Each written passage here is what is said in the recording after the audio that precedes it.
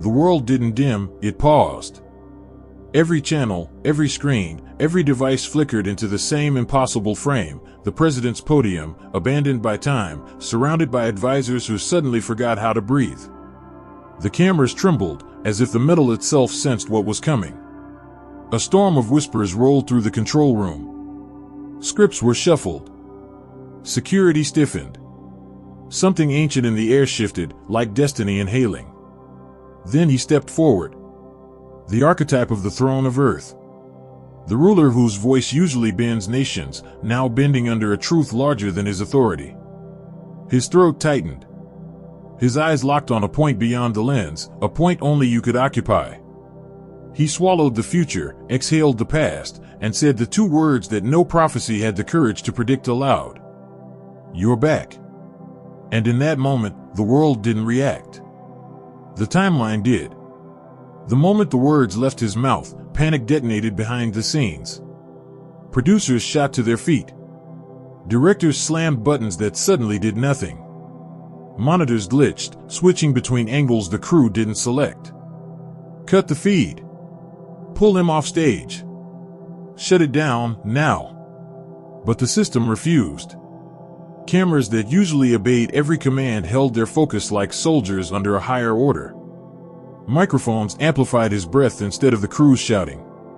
Every emergency protocol failed, one after another, like dominoes falling in reverence. It wasn't a malfunction. It was recognition. Technology, for the first time in history, acknowledged a presence greater than its programming. Somewhere between satellites, signals, and frequencies, the broadcast decided that this moment was non-negotiable. Because the world needed to hear it. Because the timeline needed to correct itself. Because you were watching.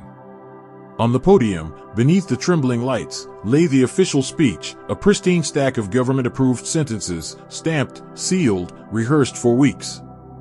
Pages filled with safe promises, predictable policies, and globally coordinated talking points meant to stabilize the world for the next quarter. But none of those words mattered anymore.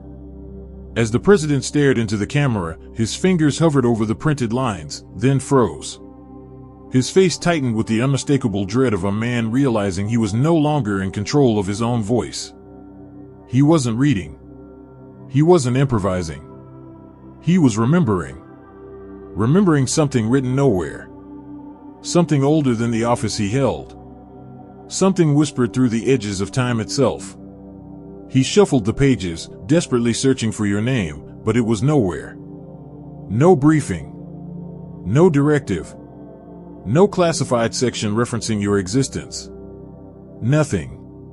Yet the moment he saw you, not with his eyes, but with whatever sense detects destiny, his entire rehearsed future collapsed. His hand trembled. His breath hitched. His eyes widened with that rare, unfiltered human fear, the fear of truth arriving uninvited. Cameras zoomed in on the notes by accident, capturing the impossible. Lines scribbled in the margins that no one had written. Letters that rearranged themselves in real time. Ink shifting like it was alive. 3 words appeared on the top page, carved by an invisible force. He returns today. The advisors standing behind him saw it too. One of them stumbled backward. Another covered her mouth to keep from screaming. A third whispered, "We didn't authorize that. Who wrote that?" No one.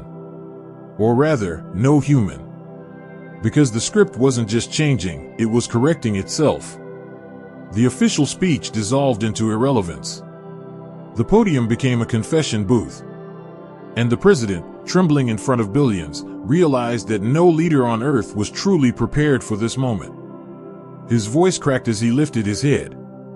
He finally understood, the world didn't need his speech. It needed his admission. Your return was not political. It was prophetic. And the script, the one humanity trusted, had just been overwritten by destiny itself. When the words "you're back" echoed through the broadcast, the world didn't erupt in chaos. It did something far stranger, far older, far more instinctive. It exhaled. As if humanity had been holding its breath for centuries without knowing why. Across continents, millions froze mid-step, mid-sentence, mid-thought. Phone slipped from hands. Coffee cups hovered halfway between lips. Elevators stopped at floors no one selected. Drivers pulled over without remembering turning the wheel. Something primal washed over the collective mind, not shock, not confusion. Recognition. A recognition older than identity. Older than nations. Older than language. In a nursery in Seoul, a baby stopped crying and stared at the TV with the calm of someone who had seen you before, somewhere between lives. In a hospital hallway in Sao Paulo, a fading patient whispered, "He's home," before monitors stabilized on their own. In a crowded marketplace in Nairobi, an elderly woman dropped her basket and smiled with the peaceful certainty of prophecy fulfilled. A subtle heat pulsed behind everyone's ribs, right beneath the sternum, that place where the spirit knows what the mind denies. Even skeptics felt it. Even cynics felt it. Even those who mocked destiny felt a sudden, inexplicable tightness in the throat. Social media froze. Live stream chat stopped scrolling as if a cosmic finger pressed pause. The internet, for the first time in its existence, behaved like a single organism waiting for further instructions. But the most disturbing reaction wasn't fear or awe, it was silence. A silence thick enough to hear your own pulse. A silence that felt less like emptiness and more like anticipation. As if the entire planet had aligned into the same frequency, a frequency only you could generate. Then came the tears. Not dramatic sobbing. Not panic. Just soft, uninvited tears sliding down faces across oceans and borders. People didn't know why they were crying. They just knew something had finally returned that had never truly been lost. A piece of the world that didn't belong to history books, but to memory, collective, ancient, buried beneath lifetimes. For the first time in a very long time, humanity felt whole. And no one had the courage to ask why. Because deep down, every soul already knew the answer. You didn't come back. You were recognized. And recognition is always louder than revelation. Most viewers assumed those two words were simple, accidental, emotional. A slip of the tongue. A personal greeting. A human reaction in a moment too big to hide. But that was the illusion. Because your back wasn't about you returning to them.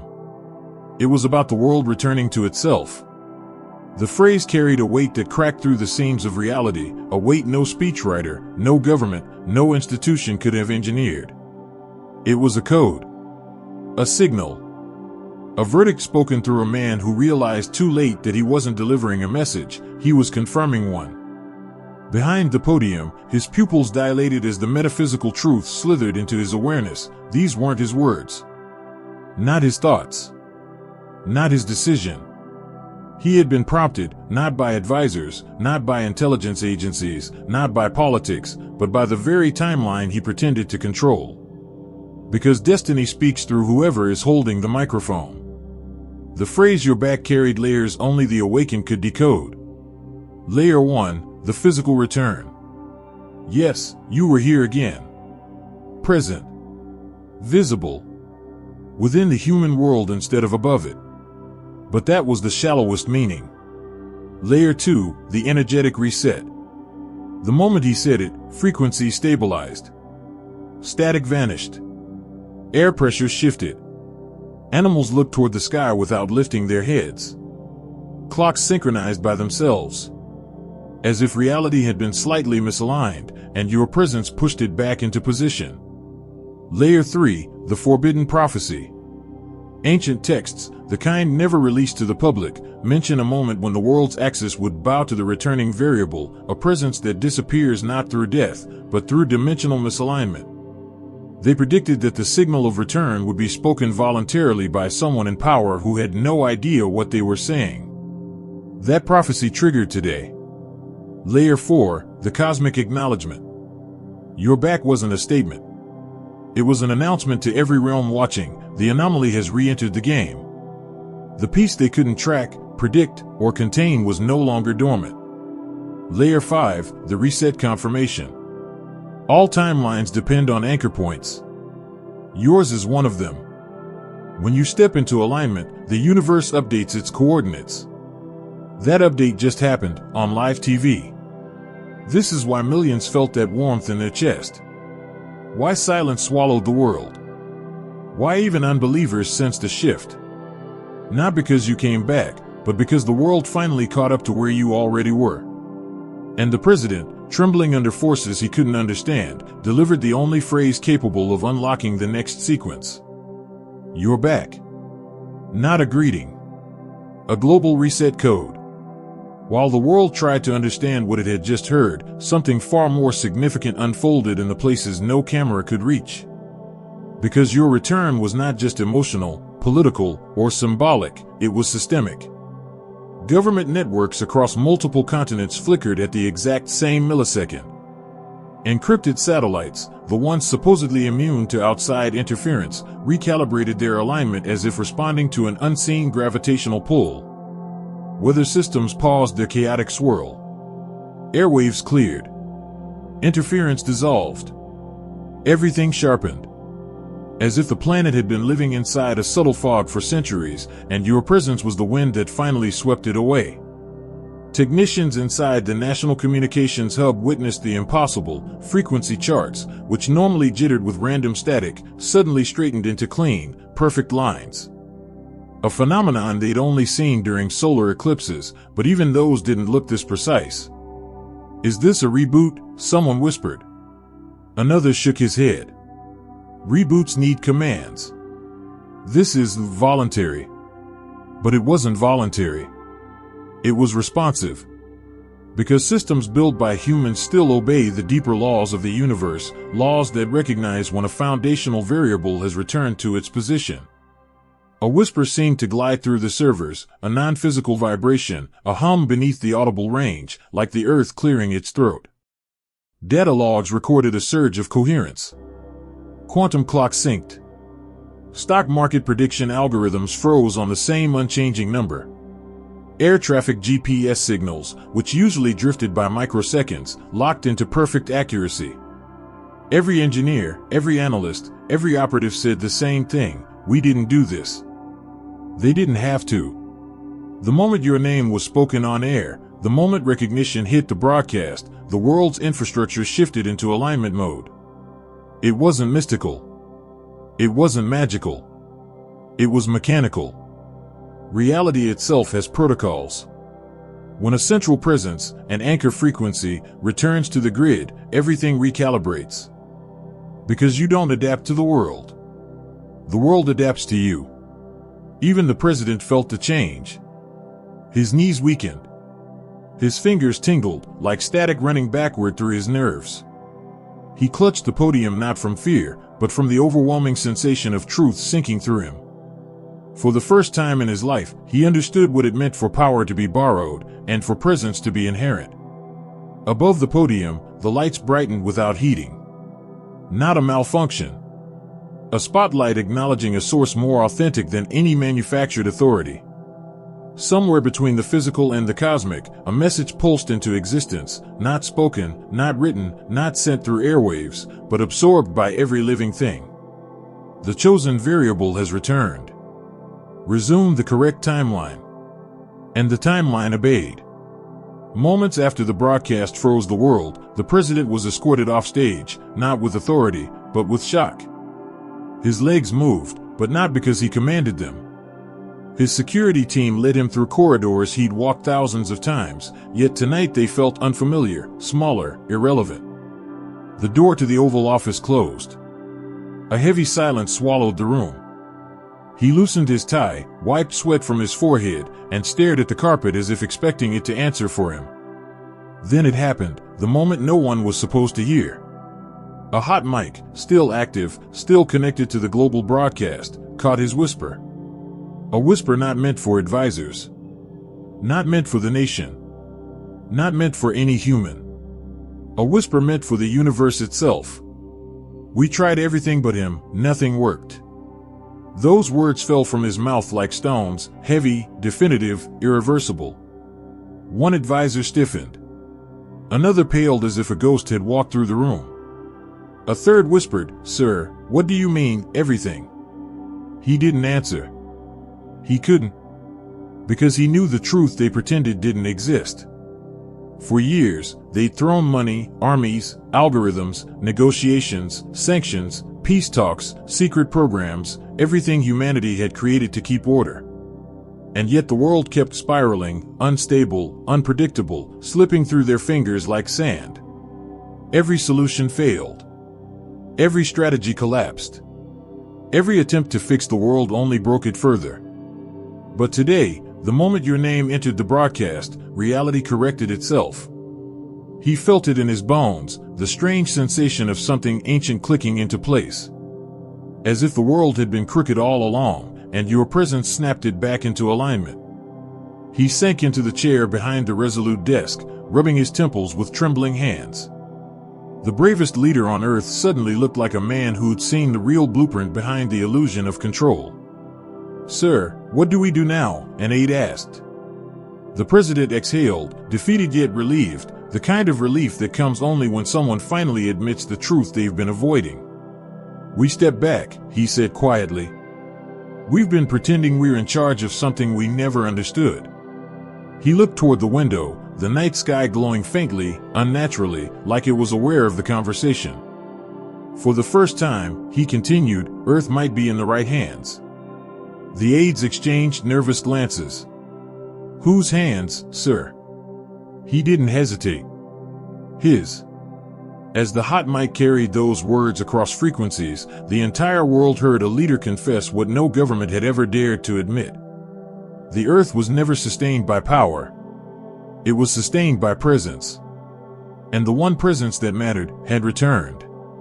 While the Oval Office fell into stunned silence, the rest of the world erupted into something far stranger, organized confusion. Every major news network, from the largest global broadcasters to tiny local stations run from spare bedrooms, scrambled to reclaim control of the narrative. But there was a problem. No one had a narrative. Producers barked orders. Anchors shuffled papers with trembling hands. Translation departments worked at impossible speed, trying to turn two English words into meaning across 87 languages. Within minutes, headlines flooded the world. "You're back. President's mystery statement stuns Earth breaking. Who is he talking about?" Unexplained global unity of reaction. Scientists puzzled, millions claim to feel something after broadcast. The return phenomenon? Newsrooms that normally spent days crafting narratives now had seconds. And those seconds were filled with panic. The first theory, a hidden diplomatic return. Commentators insisted the president must be referencing a political ally, a general, a foreign leader, a retired advisor. But none of them made sense. Why would the world feel it? Why would babies stop crying? Why would animals look toward the sky? Why would clocks sink? It didn't add up. The second theory, a glitch. Some anchors tried to dismiss it as a broadcast malfunction, an audio overlap, a technical error. But no glitch has ever caused global physiological reactions. Or rewritten speech notes. Or aligned satellite frequencies. Or shifted atmospheric pressure by 0.07% simultaneously across hemispheres. And deep down, even the skeptics knew it. The third theory, the forbidden one. This theory appeared first in late-night corners of the internet, obscure forums, encrypted channels, whispers among people who had always sensed something off about the world. They didn't say your name. They didn't have to. They called you what ancient cultures had called you, the returned. The one who aligns. The anchor. None of these names referenced power. They referenced function. A presence that corrects reality simply by existing inside it. Journalists tried to bury this theory, labeling it mythic hysteria. But the suppression backfired, curiosity exploded instead. The moment that shook the newsrooms. Then something happened that froze every newsroom mid-sentence. Translation algorithms, dozens of them, began generating the same interpretation of your back. Even languages with no shared roots, no shared grammar, no shared metaphors. All produced the same phrase. The correction has arrived. It wasn't a translation. It was a revelation. Anchors fell silent on live TV. Producers stared at their screens in disbelief. Linguists called the phenomenon impossible. Languages don't unify themselves unless something outside language forced them to. Within an hour, countries that had been arguing for decades suddenly shared one synchronized question. Who came back? But the deeper, more honest question lingered beneath it. Why does it feel like we've always known? Because the world wasn't learning something new.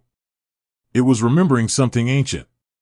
And every corner of Earth, from London to Lagos, from Mumbai to Montreal, whispered the same uneasy truth. Whoever you are, you weren't introduced. You were acknowledged. Long before human analysts began arguing over the broadcast, another kind of recording had already taken place, one not bound by lenses, signals, or electromagnetic limitations. Because the moment the president spoke the words "you're back," there were witnesses above the broadcast. Witnesses not made of flesh or circuitry. Witnesses beyond physics, beyond bureaucracy, beyond the illusion of control. They are known in ancient texts as messengers, in forbidden archives as guardians, in mythologies as observers. But their real name is much simpler. The recorders. Beings who document every global shift in the timeline, not for humans, not for governments, but for the architecture of reality itself. The instant of activation. At the exact millisecond the president spoke, the sky fractured, not visibly, not meteorologically, but structurally. A shimmer rippled through the upper atmosphere, like a thin sheet of glass catching a glancing blow of light. Only animals reacted. Birds paused mid-flight. Dogs raised their heads. Whales shifted direction deep beneath the ocean. It was not sound. Not light. Not vibration. It was acknowledgement. A frequency exchange between Earth and the watchers who orbit beyond sight. The archives open. Somewhere above the magnetosphere, in a plane neither material nor spiritual, but something between, a glowing script unfolded. It is not paper. Not digital. Not symbolic. It is memory incarnate. And on it, in lines that shine like molten gold, a new entry appeared. Event 777, the recognized return. 7 is the number of completion. 777 is the number of correction. The recorders surrounded the unfolding script, wings unfurled not in celebration but in protocol. This was not a miracle. This was procedure. Rules. Cosmic ones. Older than creation itself. When the returned one re-enters alignment, the universe updates its documentation. Exactly like a server receiving a missing core file. The footage itself. If humans could see what the recorders captured, they would never understand it. Because it wasn't video. It wasn't sound. It was truth, crystallized into a form only higher beings can perceive. In their recording, your presence glowed like a beacon, not a light, but an axis. An anchor point made visible. A gravitational center around which reality could finally reorient. The president appeared as a silhouette, not out of disrespect, but because in their perception, human authority is irrelevant compared to destiny's return. Around you, lines of fate converged like threads pulling tight after years of slack. Colors not known to physics swirled through your outline, each hue representing a timeline restored. The declaration. At the end of the celestial recording, one phrase burned across the script. The returned one identified. Not chosen. Not appointed. Not empowered. Identified. As if you had always been part of the system, but only now reconnected to it. As the entry sealed itself, the recorders bowed, not to worship, but to acknowledge a universal constant finally snapping back into place. And somewhere deep in the cosmic architecture, a door that had been closed for lifetimes clicked open again. Because the universe does not simply watch your return. It prepares for what comes next.